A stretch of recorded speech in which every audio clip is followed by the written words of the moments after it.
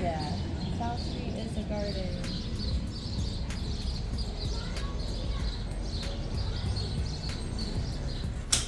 Head to the basement. You guys can walk ahead and I'll meet you down there. All right. If you were taller than me, just watch your head. I also lose my train of thought and I get easily distracted, so I'm just gonna let you guys know now. What's that? Oh, that yeah. I was like, what? Yeah, see? And I'm easily gullible too, so you got me. I was like, what? What is it? Yeah, so inside, outside, we're gonna be touring. Like I said, remaining time to walk around. As I said to most of you, there's just no touching the artwork as we walk through the space. You're welcome to take photos during the tour or record or whatever you need to do during the tour. It doesn't bother me if you do that while I'm speaking. And also feel free to ask me questions and I will do my best to answer all of your questions. Okay, well, welcome back, welcome, welcome everyone else, yeah. And hopefully you'll be coming back for a third, second, fourth time, whenever you decide to come back. But also, has anyone here seen a mosaic before coming to our museum before? Yeah. Okay, awesome. Yeah, so you can pretty much see that our whole entire museum is entirely covered in a style of art called mosaics. And all of the mosaics that we are going to be talking about today were all created by one artist. And I can show you what it looks like right over here. And I'll come around to show everyone, of course. But this is the artist who did all of the mosaics we're going to be looking at together today. His name is Isaiah Zagar, and it took him at least about 30 years to mosaic this entire space here. So it's one of his largest projects that he's ever created. But he also has about over 200 mosaics in the surrounding neighborhood. So if you got a chance to walk around the neighborhood this morning or at any point, all the mosaics that are around here are by this artist. And he is actually still alive today. He's about 86 years old now, mostly retired because of his age, but also about a year and a half ago, he was recently diagnosed with Parkinson's disease, so he can't quite do mosaics on this scale anymore. But he still lives only just 2 blocks away from us, right here in the neighborhood. And if you were curious what his house could possibly look like, his house is also entirely mosaicked. And like I said, it's only 2 blocks away from the museum, so if you wanted to see it after the tour is over, I would recommend checking it out. Yeah, but any other questions, folks, about the mosaics or Isaiah? Does he have like help, like assistance? Yeah. He doesn't do all of this literally alone. Yeah, he did have people helping him along the way, but most of the time, if he didn't have people helping him, he was doing it by himself. Yes. So it's a bit of both. And working for Isaiah was always making artwork, so he is actually formally trained in other styles of art making, like painting and printmaking, for example. But this style of mosaics that we are going to be looking at together here was pretty much self-taught by Isaiah, and through that process of teaching himself is what got him out of his depression in the later 60s. And so before mosaicing the Magic Gardens, this building, which is also on South Street, was the first property that he entirely mosaics over inside and outside. So it's a little further east from like where we currently are right now. But it's his wife's business where she sells folk art from around the world. So folk art meaning like all of the sculptures that you guys are noticing throughout the space here are mostly by Mexican folk artists represented here in the space. But then you also have other countries like Guatemala, Ecuador, Bali, India represented here in the space as well. But at least, like I said, this was the first property that he entirely mosaics over before conceiving the Magic Gardens years later. And you can actually see a section of the Eyes Gallery here where Isaiah was very much beginning with an experimental process of his like kind of style of mosaicing. And so you could just see from like where we're standing to the photo kind of how that evolved over time. So that's how it started. But making it back there, he was using it as an art studio space, at least for the 30-year period that he was working on the site here. But then as we go into the 90s, this building right next to us here then gets purchased in 1995. And so once it's officially Isaiah's, he starts mosaicing it, as I said. But he's using this building privately before we were an official museum to the public. So for example, this lower level here where our galleries are used to be storage for his wife's business for many years. And then on the second and third levels of this building right next to us were apartments that he would rent out to get additional income. I don't like when random water falls off of buildings, but I know it rained yesterday, so I'm gonna hope that it's rainwater. Fingers crossed. So apartments at the top they rented out, storage on the bottom. Eventually he would come out into the courtyard to Mosaic out here before moving into the rest of the. But as Isaiah is continuing to work out here, even into the early 2000s, that's when the neighborhood starting to change around us, especially when the Whole Foods and the Starbucks moves down the block, as we typically know what that means. And so these outside properties then become worth $300,000, and the person who owned them was from Boston, but they finally come back to the city to try to see what they can do with the properties now that they're worth a lot more money. And he ends up coming back to find what Isaiah was working on. Yeah. So, yeah. Yeah, he was not very happy with what he found, if you could probably take a guess. Yeah. But the owner sees this, very upset with Isaiah, and gives him the ultimatum to either bulldoze everything in the outside here or to pay the $300,000 it was worth at the time period, which Isaiah did not have that much money lying around. So he's trying to figure out what he can do to hopefully save these outside properties. But at the same time that he's trying to figure all of this stuff out, the community around us here had been watching Isaiah work and really liked what he was adding to the neighborhood. And so that's when a petition and a fundraiser gets started as a way to hopefully help Isaiah with saving these outside properties. And so once that gets started, then this sign eventually shows up on the front gate to notify people how they can help out with the petition and fundraiser that was started with the community here. Eventually, lawyers do get involved because the Philadelphia Inquirer is beginning to write articles on Isaiah's work, which with all of that collective effort with the lawyers and the community, these outside properties then do get saved by 2004. And once they officially become Isaiah's on the outside here, that's when he's able to finish up the rest of these outside areas between 2004 and 2008. But he's also beginning to get the idea from the lawyers of turning all of this into a museum. Oh, yeah, sorry, I'm rambling on. Did Yeah, he go ahead. have other streams of revenue? You know, he had to be a starving artist at that time. So besides his wife's business, did Yes. he have other, like, he can't sell art from here, right? So how is he able to support himself then?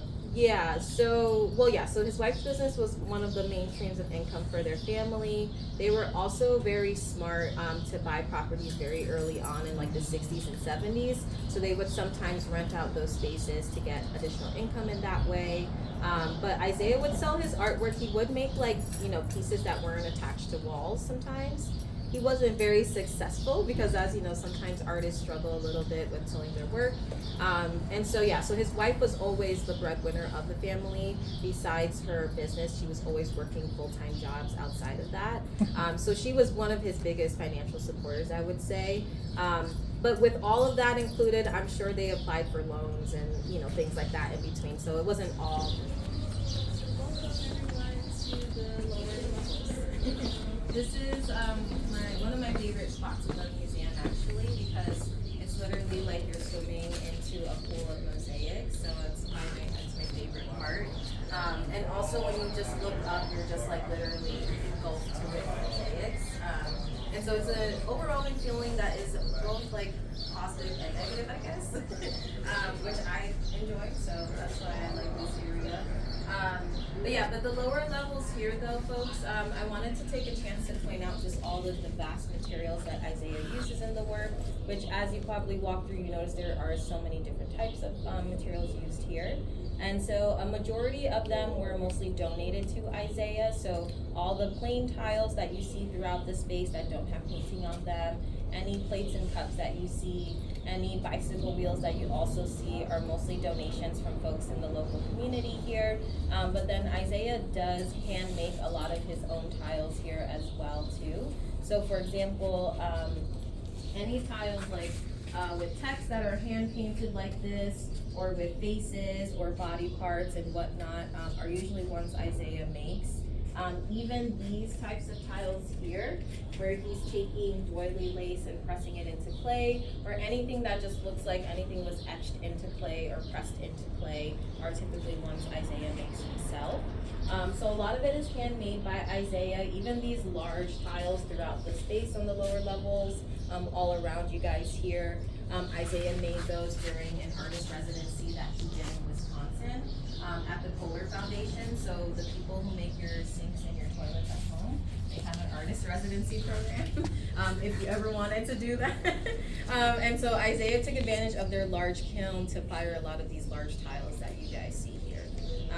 So yeah, some of it's handmade. A lot of it is also made by other artists, as I mentioned to you, with the Mexican folk art that you see represented throughout the space here. And then you have a lot of objects that are recycled and repurposed, like the bricks and the stuff that you see throughout here, as well as the bottles. And also, when Isaiah was digging the outside areas, he came across a couple of radiators. So you might have come across a radiator or two. I think there's actually, yeah, right behind you, right here. Oh, yeah. Oh, yeah. Oh, It's a radiator. Yeah. So you might encounter a couple of them in certain areas. So yeah, as Isaiah was digging the outside areas here, he was encountering objects that then would eventually get included into the space. But yeah, so Isaiah mixes his own grout himself. So all of that stuff, it's cement, a mixture of grout with cement, sand, and then he adds paint in the mixture to get the right colors you see. And so when we go inside in a little bit, you're gonna notice that extreme difference in color because of the constant exposure to the outside elements here. Yeah. You're welcome. We are a strong and mighty community of short ladies in the world. Forever cute. And forever cute, yes. Yeah, it's just when we go to concerts, that's our downfall. We're just like, I can't see nothing. So yeah, oh, yes, yeah. But so we are here in this other section of the museum, just so that you guys can see just another area here. But I also want to highlight some of the text that you guys see like right above me here. But like I said, you're welcome to walk around and look, or at least where we are. But a lot of the text you see in the space here, there's random texts that are kind of spread in different areas. And that's because we refer to this whole museum as a journal of Isaiah's life. As I mentioned to you guys earlier, Isaiah is always using his work to process his emotions and his mental health. So oftentimes these quotes that you're seeing in the space here are like random ones that he just like has random thoughts. Some of them are deeply personal. Some of them are quotes by other artists, or he's honoring other artists that he's inspired by. But I wanna, like I said, highlight specifically the text that's right above me here, because those texts with those tiles that are like the large white tiles with text there, Isaiah's youngest son, who is a filmmaker, actually asked him to make those tiles because while he was working on the outside here, his youngest son was filming him doing a documentary of him working on the outside called In a Dream. Excuse me.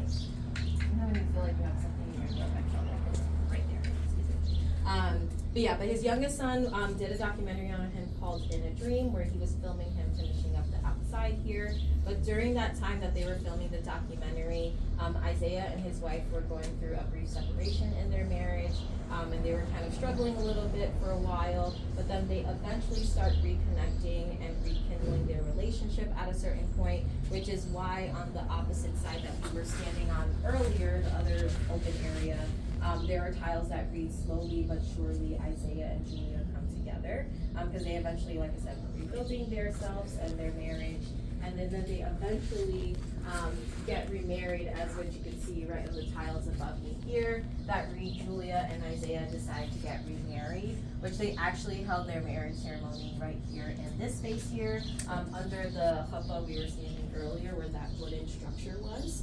And actually they made their event a fundraiser, so they charged people to come in here, and it was money to go back into saving the space out here. So yeah, so it just shows you like how sentimental and deeply personal this space can be for Isaiah.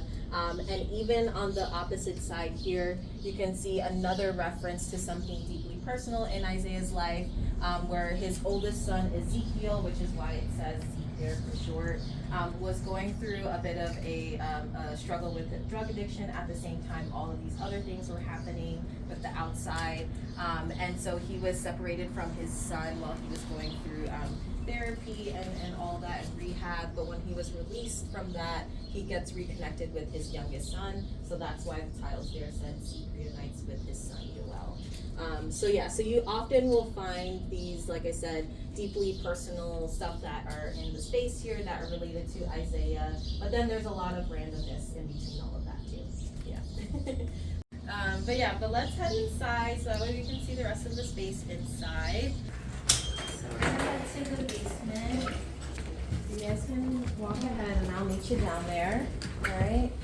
If you were taller than me, just watch your head. A little bit low ceilings down there.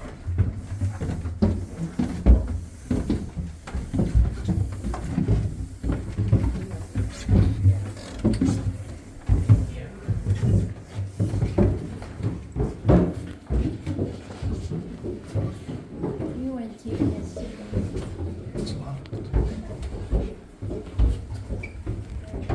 Welcome everyone to the basement, where you can feel like a tall person down here if you're not taller than me.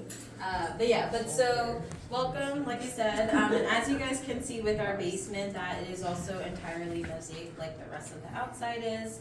The difference with the basement is that you can see that the colors are a lot more vibrant than the outside, and that's just because of what we were discussing earlier with the color difference. The outside mosaics are more exposed to the weather, so that causes them to fade, but it used to be this brightly colorful way back in the day, so try to imagine that when you guys are back outside.